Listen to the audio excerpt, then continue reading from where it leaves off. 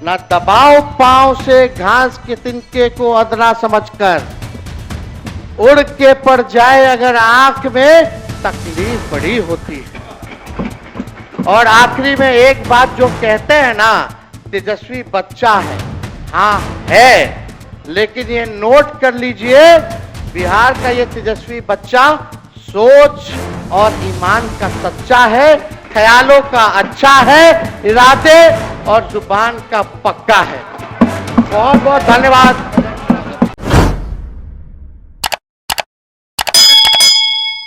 अध्यक्ष महोदय, मैं सरकार द्वारा लाए गए विनियोग विधेयक के विरोध में बोलने के लिए खड़ा हुआ हूं, लेकिन अगर देखा जाए तो फिर भी डबल इंजन की सरकार है महोदय। 11 साल से केंद्र में और 20 साल से बिहार में है, फिर भी नीति आयोग का रिपोर्ट देखिएगा तो सबसे गरीब राज्य बिहार है पूरे देश में। सबसे ज्यादा बेरोजगारी बिहार में, सबसे ज्यादा पलायन बिहार में, प्रति व्यक्ति आय निवेश जो है सबसे फिसड्डी बिहार है, चाहे किसानों का आय हो उसमें सबसे फिसड्डी है महोदय। लगातार जो है हम लोग कह रहे हैं कि सरकार को आत्मचिंतन और मंथन करने की आवश्यकता है महोदय। लगातार एक ही बात रटा करके एक ही बात कहने से कोई बिहार जो है आगे बढ़ने वाला नहीं है, बिहारियों की तरक्की होने वाली नहीं है। ये केवल झूठ का पुलिंदा ये लोग परोसने का काम करते हैं महोदय। युवा को रोजगार नहीं, बीमारियों का कोई उपचार नहीं, सुरक्षित कोई परिवार नहीं, सरकार की सेहत में सुधार नहीं, सही हाथों में अपना बिहार नहीं। अध्यक्ष महोदय, राज्यपाल के अभिभाषण पे जब सरकार की तरफ से उत्तर जवाब जब दिया तो हमको नहीं लगता कि इनको हमारी बात और डेटा जो है समझ में आई होगी।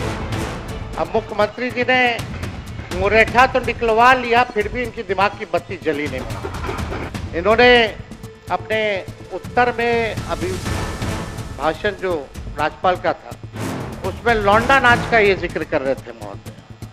ये उस समय उसी कैटेगरी में शामिल थे, ताली पीटने में। और लौंडा नाच महोदय वो तो बिहार की समृद्ध सांस्कृतिक विरासत है महोदय। हम सब लोगों के भिखारी ठाकुर हमारे धरोहर है महोदय, उसका ये लोग मखौल उठा रहे थे। भिखारी ठाकुर जी को कौन नहीं जानता, शेक्सपियर और भोजपुरी उनको कहा गया है। ये उनको जो है मखौल उड़ाना विनय बिहारी जी है। जरा पूछिए कि क्या हमारी संस्कृति नहीं है, सभ्यता नहीं है, उसका ये लोग मखौल उड़ाने का काम कर रहे हैं। और इन्होंने क्या बोला महोदय, अब ऐसे उप मुख्यमंत्री जो बाप बेटी के रिश्ते के बारे में असभ्य और तुच्छ तरीके से बोलते हों, हमारे पिता और हमारी बहन जिन्होंने किडनी दिया उनके बारे में उन्होंने क्या बयान दिया कि टिकट के लिए जो है किडनी दिया। इस तरह का छोटी सोच की मानसिकता के लोगों से महोदय क्या उम्मीद की जा सकती है। ऐसे लोग हर चीज में जात धर्म जोड़ते हैं महोदय, जनता द्वारा रिजेक्टेड है और लोग सेलेक्टिवली अपराधियों की भी जाति गिन रहे हैं महोदय। कुछ दिन पहले इनका हमने बयान देखा, अपराध हुआ, घटना हुई तो एक पर्टिकुलर जाति से इन्होंने जोड़ा कि फल्ला जात के लोग जो है कर रहे हैं महोदय। अब अपराधियों की कोई जाति या धर्म नहीं होता है महोदय। अगर इतना ही शौक है इनको जाति ढूंढने का तो अपने गृह मंत्रालय में ऑर्डर दे दीजिए डीजीपी को कि कौन किसको मार रहा है, क्या मार रहा है, नहीं मार रहा, अपराध कौन कर रहा है, उसकी भी जाति का भी ब्यौरा दे, जुड़वा दीजिए वो कैटेगरी। अगर जाति ही के बारे में आप जो है किसी एक जात को लेकर के जो आप कहिएगा महोदय, और जो अपराधी किस्म का लोग होता है वहां तो शादी ब्याह भी नहीं करता है, लोग कोई नहीं करता है शादी ब्याह। बिहार सरकार को चाहिए कि हर अपराध पर अब मरने वाले पीड़ित की भी और मारने वाले हत्यारे की जाति सार्वजनिक करे महोदय। पता चल जाएगा, जरा जाने अगर आप उसी सोच के हिसाब से अगर आप देखने का काम करते हैं महोदय, आप आत्मनिर्भर की बात करते हैं, बिहार की अर्थव्यवस्था को तो पहले आत्मनिर्भर कीजिए। अब बहुत ही महत्वपूर्ण बात है, मंत्री हैं सरकार में, सब लोग बुजुर्ग हैं, बुद्धिजीवी लोग हैं, बड़बोले लोग हैं, झूठ बोलने वाले लोग हैं, सब लोग बैठे हुए हैं यहाँ पे महोदय। बजट हुआ महोदय, लेकिन ये नहीं बताया कि बिहार पर कर्ज कितना है, बिहार के प्रति व्यक्ति लोगों पर कर्ज कितना है। तो हम बता दें 24-25 का, यानी पिछले ही वित्तीय वर्ष तक कितना कर्ज था। 3 लाख बिहार पर कर्ज, सुन लीजिए, 3,19,618 करोड़ रुपए बिहार पर कर्ज है। यानी प्रत्येक एक बिहारी पर लगभग 25,000 का कर्जा है। अब आप बताइए, ये जिक्र करना चाहिए था ना, उपलब्धि में आपको गिनाना चाहिए था ना कि कितना कर्जदार आपने, माननीय मुख्यमंत्री नीतीश कुमार जी, विकास पुरुष, डबल इंजन की सरकार में आत्मनिर्भर अभी भी नहीं हो पाए, सब बताना चाहिए था। क्या प्रति व्यक्ति आय है। आरबीआई, एजी और राज्य सरकार के ही स्रोतों की माने तो बिहार देश के सबसे अधिक कर्ज लेने वाले राज्यों में शामिल हो गया है महोदय। बिहार का कर्ज हर साल बढ़ रहा है और बिहार के कुल कर्ज में हर साल की वृद्धि 10% की होती है, जबकि राजस्व बिहार का जो है उसकी बात करें तो 5% के आसपास ही इजाफा होता है, 10% जो है आप लोग कर्ज लेते हैं। क्या क्या क्या बना रहे हैं आप लोग बजट का भाई? कितना कर्ज आप लोगों ने डाल दिया। बिहार के जीडीपी का कुल कर्ज 38.6 तक पहुंच गया है। बढ़ते कर्ज के कारण हर साल बिहार को सूद के रूप में बड़ी राशि चुकानी पड़ रही है महोदय। अपने बिहार पर इतना कर्ज बढ़ा दिया है कि बिहार में कुल बजट का 7.5% पैसा ब्याज चुकाने में जा रहा है, जो लगभग 20,526 करोड़ सालाना होता है। आप सोचिए, हर दिन प्रतिदिन 56 करोड़ रुपए कर्ज का सूद में, यानी ऋण में जो है ब्याज में बिहार सरकार दे रही है। लेकिन गवर्नमेंट का फेलियर महोदय, अजब अनूठा बिहार का सिस्टम बना दिया, जहां खेतों के बीच में बिना सड़क संपर्क पुल खड़े हैं। शराबबंदी ऐसी, आदमी तो छोड़िए, चूहे भी शराब पी रहे हैं। सीएम जिस रफ्तार से भाजपा के लोगों के चरणों में गिर रहे हैं, उसी रफ्तार से लगातार बिहार में पुल गिर रहे हैं, पर्चे लीक हो रहे हैं, अपराधी बेखौफ हैं, बेकसूर युवाओं पर लाठी बजाई जा रही है। मुख्यमंत्री को राष्ट्रगान के सम्मान की भी चिंता नहीं, लेकिन भाजपा को अपनी सरकार की बहुत चिंता है। अध्यक्ष महोदय, अपराध पर देखिएगा तो अपराध की खबरों से अखबारों का रंग लाल और सरकार का मुंह काला हुआ पड़ा है महोदय। एनसीआरबी का आंकड़ा देखें तो 2005 के अनुसार के बाद 20 साल में 65,000 से अधिक हत्याएं हुई। 20 साल का इसका शासन का 65,000 से ज्यादा हत्याएं हुई हैं, 25,000 रेप हुआ है, 1 लाख किडनैपिंग हुई है, 3 लाख चोरियां हुई हैं महोदय। ये स्थिति अपराध। और पिछले साल कम्युनल वायलेंस में बिहार देश में दूसरे नंबर पे रहा, महाराष्ट्र के बाद। ये आंकड़े हैं महोदय एनसीआरबी का। और बिहार पुलिस की तो ऐसी स्थिति हो गई है कि अपराध इतना बढ़ गया कि अपना जो वेबसाइट है biharpolice.nic.in, उसमें अपलोड ही नहीं कर रही है डाटा। कई सालों से डेटा अपलोड नहीं कर रही है। क्या चीज का डर है? ताकि भेद खुल जाएगा क्या? कहीं भी आप चले जाइए, बिना घूसखोरी दिए हुए काम नहीं होता। कोई काम हो सबका तय है, थाना हो, ब्लॉक हो, सीना जोरी से रिश्वत चल रही है महोदय। सीना जोरी से रिश्वत चल रही है, धड़ल्ले से जो है चल रहा है महोदय। अभी सीओ का दाखिल खारिज जमाबंदी संबंधित वर्ष 2008 से अब तक कुल 1,36,00,000 वाद दायर किए गए, जिसमें से 52 लाख वाद को रिजेक्ट कर दिया गया तथा अभी भी रिश्वत नहीं देने के कारण लगभग 2,29,000 वाद विभिन्न जिलों में लंबित है महोदय। सीओ इतने आउट ऑफ कंट्रोल हो गए हैं कि डीएम की भी नहीं सुनते हैं महोदय। क्यों सुनेंगे? सीधे सीएम आवास से उनका ट्रांसफर पोस्टिंग होता है। मतलब एक सीएम के कार्यालय ही ईमानदार है, बाकी सब मंत्री और विभाग बेईमान हैं। राम सूरत राय मंत्री थे, आलोक मेहता मंत्री रहे, दिलीप जायसवाल मंत्री रहे, इन सब ने जितना ट्रांसफर पोस्टिंग किया सबको सीएम हाउस के अधिकारी ऑफिस से रोक दिया गया। रोका कि नहीं रोका? तो सीओ काहेला सुनेगा? सीओ तो डायरेक्ट सीएम ऑफिस से जुड़ा हुआ है, वहीं से ट्रांसफर पोस्टिंग चल रहा है। कहाँ किसी का सुनाई होता है? बाकी सब भ्रष्ट हैं। अरे वो सीएम है हमारे, और सीएम के अधिकारी जो चुनिंदा रिटायर्ड वही लोग जो है सुधरे हुए हैं। ये सच्चाई है मोदी। अब बताइए, एक लौटे वही लोग हरिश्चंद्र हैं, बाकी सब भाजपा का हो, राजद का हो, वो सब भ्रष्ट है। यहाँ बैठे सभी विधायक बताएं कि अंचल कार्यालय में भ्रष्टाचार है कि नहीं? तब किसी से नहीं छुपा। बिना रिश्वत दिए हुए दाखिल खारिज नहीं हो रहा, ये सच्चाई है। लेकिन हम सबको आश्वस्त करते हैं, जब हमारी सरकार आएगी यही अधिकारी बैठकर नहीं बल्कि खड़े होकर बिना रिश्वत दिए आम जनता का काम करेंगे। अरे जिस शासक का इकबाल खत्म हो जाए तब उसकी तो आदेशपाल और चौकीदार भी नहीं सुनता महोदय।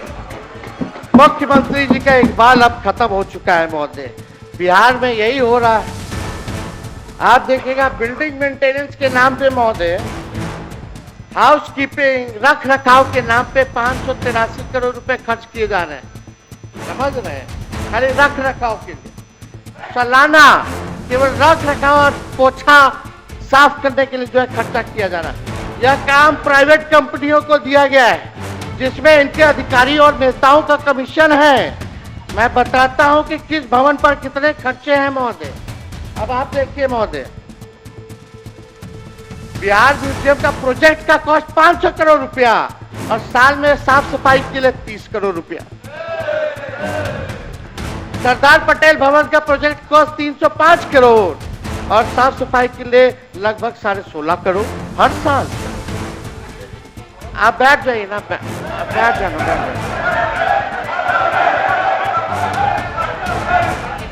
छोड़िए ना। अरे मंत्री भी है। अरे इतना नहीं बोलेंगे तो ये मंत्री रहेंगे। थोड़ा बोलने दीजिए, गला इसी में ना साफ होता है। अध्यक्ष मेरे, बापू टावर का प्रोजेक्ट कॉस्ट 129 करोड़ और सालाना मेंटेनेंस के लिए है लगभग 10 करोड़ रुपया। नियोजन भवन 93 करोड़ रुपए का प्रोजेक्ट और लगभग 7 करोड़ जो है आपका मेंटेनेंस का है। ऐसे ही और चले जाएगा, समय नहीं है, ज्यादा भांडा फोड़ नहीं करना, सब निकल ही जाएगा। तब तो आप लोग जनबे ना करते। हमारे अस्पतालों में रुई है तो सुई नहीं, सुई है तो रुई नहीं। स्वास्थ्य सेवाओं में अभी 49% पद खाली है। मैंने स्वास्थ्य मंत्री रहते हुए 20 अगस्त 2023 को, सुन लीजिए, 20 अगस्त 2023 और 24 जनवरी 2024 को 1,31,793 नए पदों का सृजन संबंधी संचिका पर हस्ताक्षर कर नए पद सृजित किए थे। लेकिन एक हफ्ते बाद हमारी सरकार गिर गई और अभी स्वास्थ्य विभाग और वित्त विभाग में धूल फांक रहा है महोदय।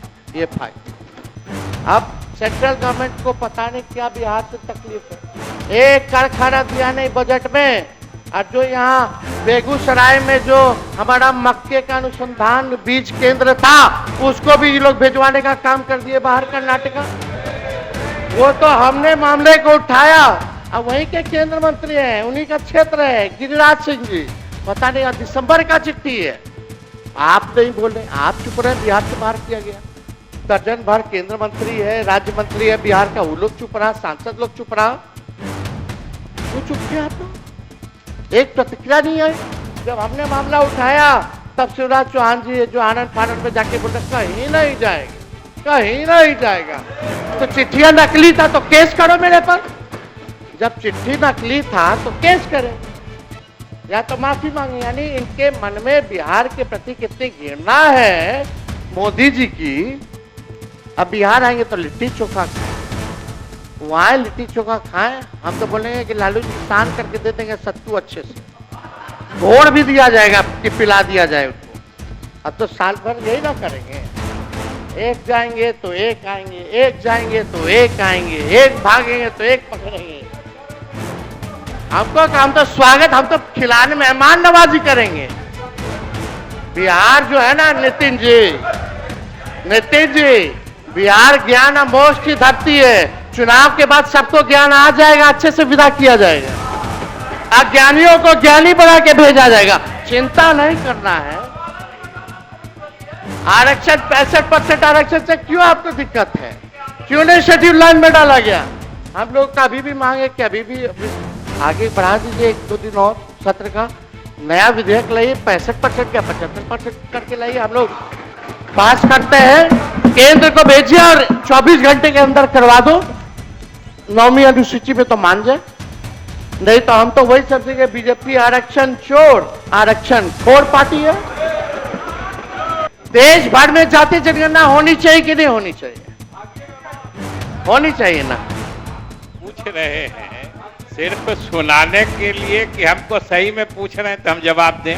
आपका जवाब में भी जवाब नहीं रहता है, गोल गोल जलेबी रहता है। अगर सवाल माननीय नेता प्रतिपक्ष महोदय, माननीय केवल 5 मिनट और महोदय, अगर सवाल इमड़ती रहेगा तो जवाब तो जलेबी ही मिलेगा। सीधा सवाल था, विशेष राज्य का दर्जा, जाति जनगणना देश भर में और आरक्षण 65%, बस। क्या आपको तो हर चीज वही लगता है, इमरती जलेबी। खैर छोड़िए अब ज्यादा हम, लेकिन आप देखिए चंद्रबाबू नायडू बताइए लेके चले गए, बार बार मुख्यमंत्री कहते हैं कि हमने इसको बनाया, मतलब तेजस्वी को हमने बनाया उप मुख्यमंत्री। तो हम आपसे पूछना चाहते हैं 80 बड़ा होता कि 43 बड़ा होता है? 43 बड़ा होता कि 80 बड़ा होता है? 71 बड़ा होता कि 81 बड़ा होता है? बताइए, गजब विडंबना है महोदय। बैठिए बोलने। विजय सिन्हा जी और सम्राट चौधरी जी, आपकी बड़ी पार्टी है ना कि छोटी पार्टी है? आपकी बड़ी पार्टी की छोटी पार्टी है? अब हाँ या ना में बताइए। आपकी बड़ी पार्टी, आपकी पार्टी को बड़ी आपने बनाया कि सीएम ने बनाया? आपको डिप्टी सीएम मोदी जी ने बनाया कि मुख्यमंत्री जी ने बनाया? अरे मोदी जी ने सम्राट चौधरी जी बनाया कि नीतीश कुमार जी ने आपको डिप्टी सीएम बनाया? और हम लोग अगर समर्थन पत्र नहीं देते तो इनको गवर्नर बुला लेते क्या वोट लेने? हमारा अधिकार है। हाँ, तो हम बनाए। सृष्टि की संरचना ही 2005 के बाद से हुई। नहीं रहेंगे तो दुनिया खत्म हो जाएगा। मुख्यमंत्री बोल रहे थे कि टेलीफोन, आईपैड, कंप्यूटर खत्म करो। अब बजट ही पेश कर रहे थे तो दिखाने के लिए आईपैड ला करके दिखा। गजब हाल है। आप संक्षेप। हम लोगों की हैसियत नहीं है बनाने की, जनता मालिक बनाती है सबको। मुख्यमंत्री जी को पता होना चाहिए। मुख्यमंत्री तो अपने सहूलियत के हिसाब से जो अपना नजरिया बदल लेते हैं महोदय। उनके लिए महोदय उफ तलक करते नहीं जिल्ले इलाही के खिलाफ, उफ तलक करते नहीं जिल्ले इलाही के खिलाफ। आपको दरबार की आदत है, दरबारी है आप। अध्यक्ष महोदय, अब मौका आ गया है बिहार 2025 में अपने यंगेस्ट स्टेट होने का फायदा उठाएगा और यह मौका बर्बाद नहीं होने देगा। हम बिहार को भारत का मैन्युफैक्चरिंग हब बनाएंगे। ये बीजेपी के लोग युवाओं, नौकरी, रोजगार, उद्योग, धंधे, एआई और टेक्नोलॉजी में आगे बढ़ाने तथा रिसर्च और इनोवेशन में इंगेज करने के बजाय इन्हें जात, धर्म, नफरत और प्रोपेगेंडा में उलाझ के रखने का काम करते हैं मनकर। नया बिहार बनाने के लिए मेरे पास विजन है, स्पेशल मिशन है और अनडाइंग पैशन है महोदय। नया बिहार की 58% आबादी 50 वर्ष के लोगों से कम की है और उसके सपनों को, आकांक्षाओं को, भविष्य को अपनी कुर्सी का खेल में नहीं जला सकते। मैं युवा हूं, उनकी भावनाओं और सपनों का समझता हूं और हर हाल में बिहार के युवाओं को सपनों को साकार करूंगा। मुझे सरकार नहीं बल्कि नया बिहार बनाना है। माफ करिए अब 2 मिनट कंक्लूड करेंगे। मैं युवाओं की तरफ से इस रूढ़िवादी और आउटडेटेड सरकार को बस इतना ही कहकर अपनी बात को खत्म करना चाहूंगा। न दबाव पांव से घास के तिनके को अदना समझकर, उड़ के पड़ जाए अगर आंख में तकलीफ बड़ी होती। और आखिरी में एक बात जो कहते हैं ना, तेजस्वी बच्चा है, हाँ है, लेकिन ये नोट कर लीजिए, बिहार का ये तेजस्वी बच्चा सोच और ईमान का सच्चा है, ख्यालों का अच्छा है, इरादे और जुबान का पक्का है। बहुत बहुत धन्यवाद। बोलिए। प्रतिपक्ष कह रहे थे कि आपकी इनकी बातों से सरकार को तकलीफ हुई होगी। हम नेता प्रतिपक्ष को कहना चाहते हैं महोदय कि सरकार को कोई तकलीफ नहीं होती, इसलिए कि भाई आपकी मुखालफत से सरकार की शख्सियत संवरती है। आपकी मुखालफत से सरकार की शख्सियत संवरती है, इसीलिए मैं आपका बड़ा एहतराम करता हूं। शेर कहना तो कहिए, शेर कहिए, केवल शेर में जवाब हो रहा है। उन्होंने बहुत सही कहा, लेकिन हमको अफसोस 2 बार हम इस सदन में अभी इस सेशन में भाषण दिए, क्यों मुख्यमंत्री जी को आप लोग हाईजैक करके बंद किए हुए? आना ना चाहिए था। ये बात वो कहते तो और चांद लग जाता।